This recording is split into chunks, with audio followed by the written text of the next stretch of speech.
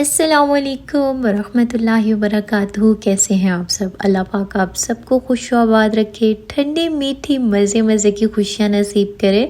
अल्हम्दुलिल्लाह हम भी बिल्कुल ठीक हैं। And welcome back to another vlog. पहले तो ज़रा आप लोगों से गिला कर लूँ ना कि किसी किसी वीडियो पर आप इतने अच्छे लाइक्स, इतने अच्छे कमेंट्स करते हैं और किसी किसी को बिल्कुल बेयारो मददगार छोड़ देते हैं। ये तो फिर ज़्यादती वाली बात हो गई ना।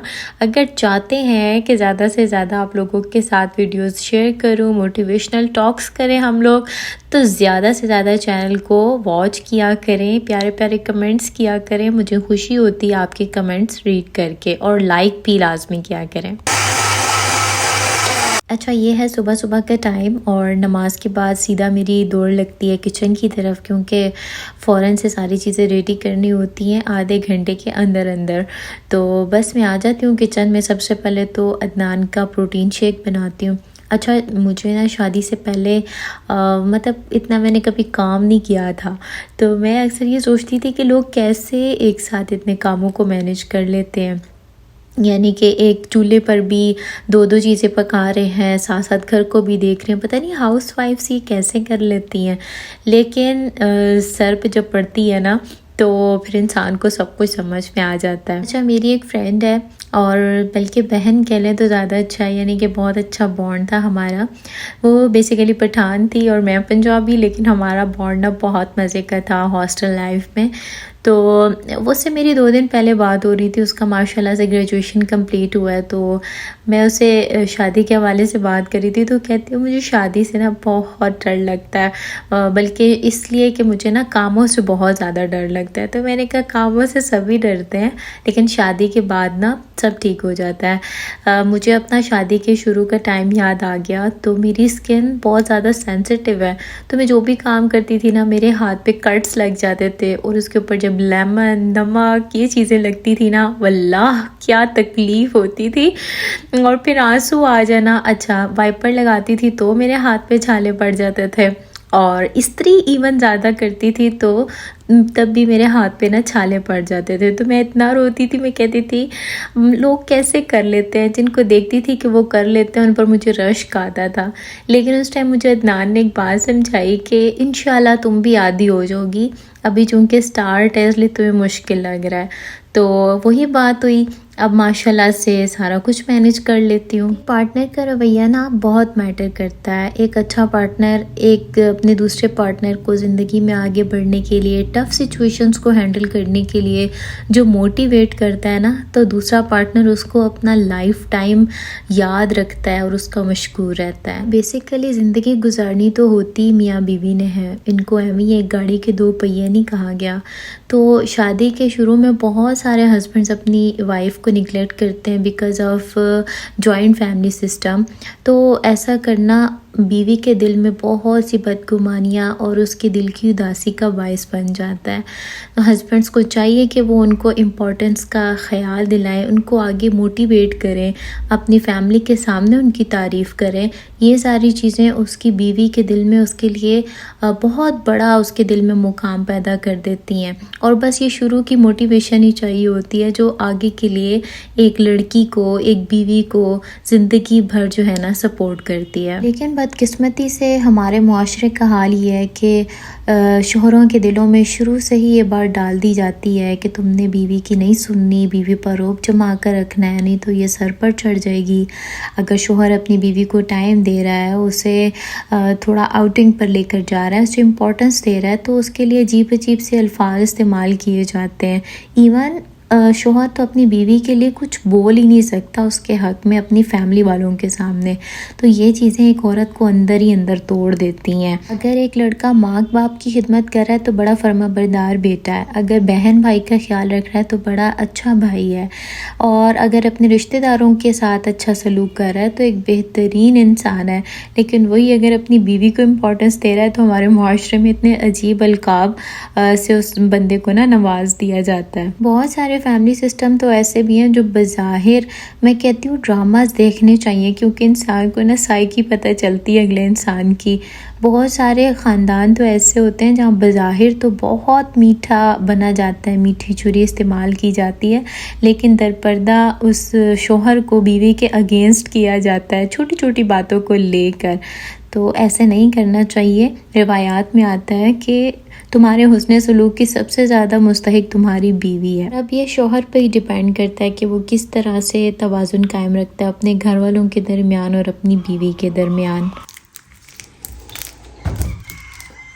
अच्छा, आज सुबह जब मैं सो के उठी तो मेरी एनर्जी डाउन थी। खैर नींद रात को 2 घंटे की होती है क्योंकि थोड़ी रूटीन ऐसी है। और फिर ऊपर से गुज़श्ता रोज़ अदनान गए हुए थे जलसे पे, जैसे कि मैंने आप लोगों से ज़िक्र किया था कि उन्होंने अपने बैल को लेके जाना है, तो वो भी फिर उस वजह से भी थोड़े लेट हो गए थे। तो फिर आज ना थोड़ी नींद वाला सिस्टम चल रहा था, लेकिन मैंने आज अपने आप को फ्रेश किया क्योंकि मैंने कहा कि हमने कल जाना है गाँव, तो मुझे आज पूरा घर डीप क्लीन करना है।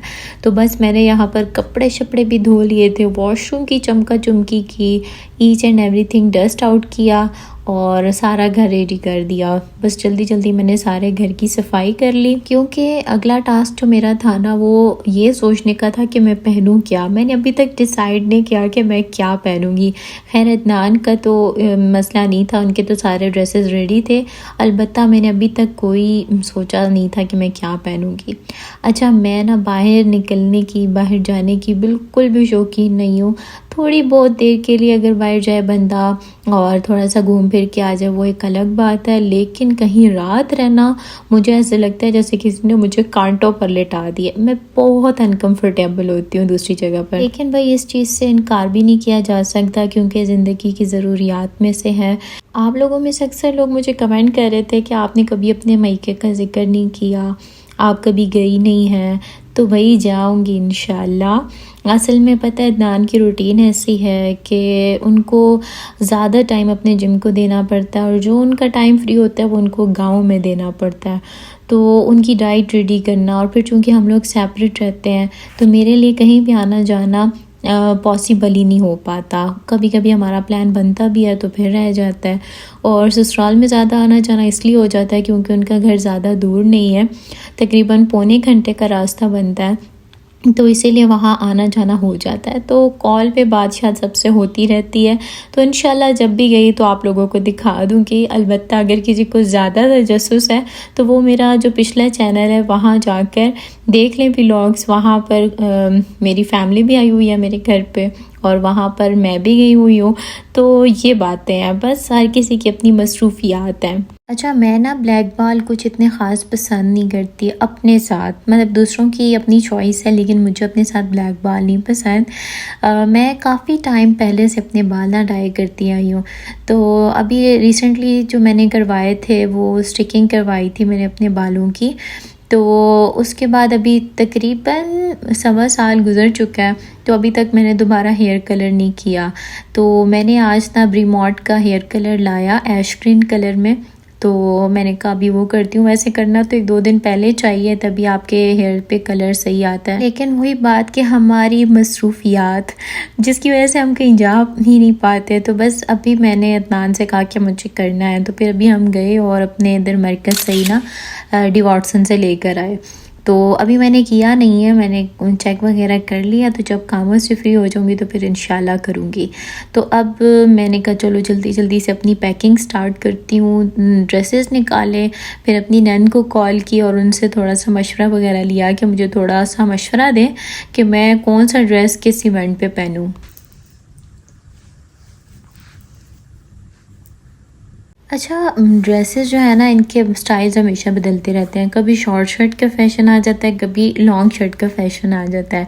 तो मुझे बजाते खुद ना थोड़ी लॉन्ग शर्ट्स पसंद है। तो मैंने ये जो पिंक वाला ड्रेस है ना ये बड़ी चाह से लिया था, मुझे बहुत ही ज़्यादा पसंद है। और इसको भी मैंने सोचा कि मैं इसको ना बारात पे पहन लूँगी। और दूसरा ये मैंने वाइट निकाला, एक ब्लैक भी था बट मैंने ब्लैक कैंसिल कर दिया। तो वाइट कलर थोड़ा सा मुझे ज़्यादा पसंद भी है, तो मैंने सोचा कि ये ना मैं वलीमे पे ड्रेस पहन लूँगी। अच्छा, आज एक मज़े की बात बताऊँ कि आज ना मेरी एक बहुत प्यारी जूनियर भी थी, मेरी बहन भी थी और मेरी स्टूडेंट भी थी। मतलब माशाल्लाह बहुत अच्छा रिलेशन था।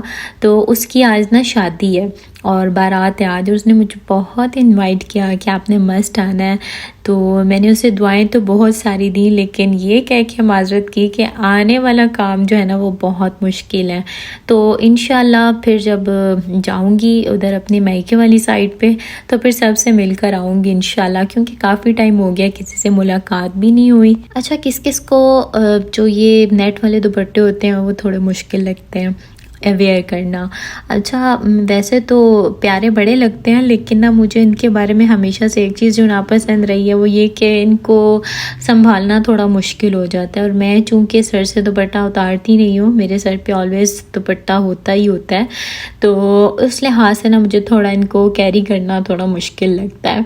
लेकिन जितने भी फैंसी ड्रेसेस होते हैं ना उनके साथ हमेशा इसी तरह के दुपट्टे होते हैं। अच्छा, आज मैं पढ़ी थी ना कि कुरान में 9 ऐसी आरज़ुएँ हैं कि जो इंसान मरने के बाद करेगा कि काश ये मैं दुनिया में करके आता।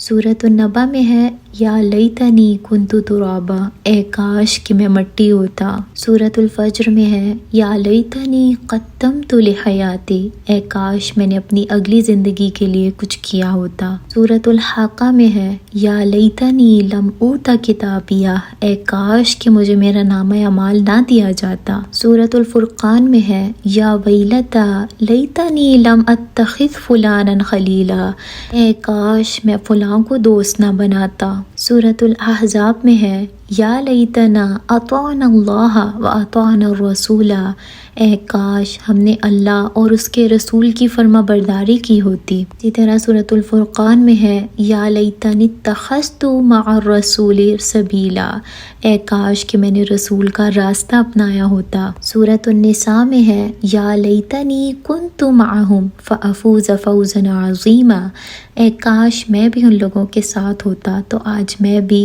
बड़ी कामयाबी पर होता। सूरतुल कहफ में है, या लैतनी लम उशरिक बि रब्बी अहदा, ए काश मैंने अपने रब के साथ किसी को शरीक न ठहराया होता। सूरतुल अनआम में है, या लैतना नुरद्दु वला नुकज़्ज़िबा बिआयाति रब्बिना व नकूना मिनल मुमिनीन, ए काश कि कोई ऐसी सूरत निकल आए कि हम दुनिया में वापस से चले जाएं, फिर हम अपने रब के आयात को ना झुटलाएं और हम ईमान लाने वालों में से हो जाएं। तमाम वो आरज़ुएँ हैं जो इंसान मौत के बाद, मरने के बाद करेगा कि किसी तरह दुनिया में वापस चले जाए और अपने अकायद की इस्लाह कर ले, अपने आप को अल्लाह के रास्ते पर गामज़न कर दे, अल्लाह और उसके रसूल की अताअत करे। लेकिन ये वो आरज़ुएँ हैं कि मौत के बाद इनका पूरा होना, मुकम्मल होना नामुमकिन है। इसीलिए जो अभी मोहलत मिली हुई है इसी को यूटिलाइज़ करते हुए अल्लाह की माने, अल्लाह के रसूल की माने। अच्छा, यहाँ पर ना मैंने साथ में कुछ कैजुअल ड्रेसेस भी रख लिए थे, क्योंकि हर वक्त फैंसी ड्रेसेस में तो बंदा रह नहीं सकता, तो इसीलिए मैंने ना साथ कुछ ड्रेसेस रख लिए थे। अब भी ना चूँकि मौसम समझ नहीं आ रही, गर्मी होगी सर्दी होगी क्या होगा, तो इसीलिए बस जो समझ में आ रही थी वो मैंने रख लिया है। तो वैसे तो मैंने गर्मियों के हिसाब से ही रखा है, लेकिन साथ थोड़ी शॉल वगैरह रख लूँगी ताकि अगर ठंड लगी तो बंदा शॉल कर ले। तो यहाँ पर मैंने अपने सारे शूज़ निकाले। हील्स ज़्यादातर मैं वेयर करती हूँ, तो अब मैं सिलेक्ट कर रही थी कि मैं कौन सी पहनूँ। और हील जो है वो मैं ना उसमें कंफर्टेबल रहती हूँ। मुझे अक्सर लोग कहते हैं कि तुम हील में कैसे चलती हो, गिर जाओगी, लेकिन मुझे ना हील में थोड़ा कंफर्टेबल फ़ील होता है, बशर्ते कि हील्स भी कंफर्टेबल हों। अच्छा, मैं इस कोशिश में थी कि मैं एक ही बैग में सारा कुछ एडजस्ट कर लूँ, क्योंकि आपको पता है शादी वाले घरों में कितना रश होता है और फिर वहाँ पर अपने सामान को संभालना बहुत बड़ा टास्क होता है। तो बस ये एक छोटा बैग ही निकाल लिया था और इसमें मैंने अपनी भी और अदनान के भी ड्रेसेस रख लिए थे। और अम्मी चूँकि प्रेसर लेकर जा रही हैं तो इस वजह से मुझे उसकी टेंशन नहीं थी, वहाँ पर इजीली प्रेस हो जाएंगे। अच्छा, अब अदनान का भी बैग जो है वो मैं पैक कर रही हूँ। अच्छा, अदनान का जो डेरा है ना वो वहीं पर है पास में, तो वो मेरे ख्याल में नाइट स्टे वहाँ पर करेंगे, तो मैंने इसीलिए ना थोड़ी बहुत चीज़ें उनके बैग में डाल दी कि चलो उनको अगर कोई हल्की फुल्की सी भूख लगे तो वो खा लें। लें। इस छोटे से पिंक टिफ़न में मैंने उनके सारे नट्स वगैरह डाल दिए थे, थोड़ी सी कैंडीज़ डाल दी थी और एक आधा पैनाडॉल भी रखती थी, क्योंकि सफ़र के बाद अमूमन इंसान के सर में दर्द होता है। चार्जर वगैरह था, तो इनका बैग जो है ना वो मैंने रेडी कर दिया था पूरे का पूरा। इतर और परफ्यूम वगैरह वो मैं भूल गई थी, तो मैंने बाद में जा के रखे थे। अब यहाँ पर जो है ना मैंने अपना सारा कुछ खोला हुआ था कि मुझे क्या लेके जाना है, और मुझे पता है कि मैं ज़्यादा कुछ पहनने नहीं वाली, लेकिन फिर भी रख रही हूँ कि थोड़ी बहुत चीज़ें ना कोशिश करूँगी पहन लूँगी। पता नहीं क्यों मुझे इतना ज़्यादा शौक़ ही नहीं है ज्वेलरी पहनने का। तो ये वैसे मैंने मेहंदी के लिए निकाले थे, और इनमें से एक बारात के लिए और एक वलीमे के लिए चूड़ियों का सेट ना मैंने रखा था। अच्छा, सारी चीज़ें निकाल कर एक दफ़ा बंदा रख लेना तो फिर थोड़ी तसल्ली होती है कि बस अब बैग में डालना है। लेकिन वो जो चूज़ करने वाला ऑप्शन होता है ना, वही सबसे ज़्यादा मुश्किल होता है। क्या पहनना है, क्या रखना है, किस तरह करना है। और जिनके बच्चे हैं तो अल्लाह सबको औलाद से नवाजे। जिनके बच्चे हैं वो तो ज़्यादा टेंशन में होते हैं, क्योंकि उन्हें बच्चों की भी ज़्यादा चीज़ें रखनी पड़ती हैं। तो यहाँ पर मैंने अदनान का सन ब्लॉक और साथ में इतर वगैरह भी रख दिया था, ताकि उनको ना मुश्किल ना हो।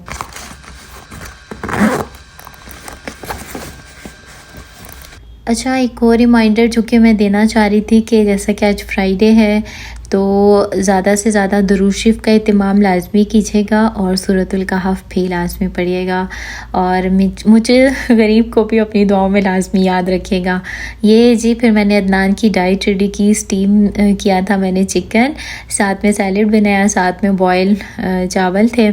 और मुझे तो दिल कर रहा था कोई चीज़ खाने का, तो मैंने अदनान से कहा मेरे लिए पराठा रोल ले आना, तो बस मैंने तो खाया पराठा रोल। और इस टाइम पे साथ में हमारा चल रहा था अर्तुगरुल गाज़ी का सीज़न 1। तो आई होप आपने वीडियो को पसंद किया होगा। तो वीडियो को प्लीज़ मस्ट लाइक किया करें, चैनल को सब्सक्राइब भी। अल्लाह हाफिज़।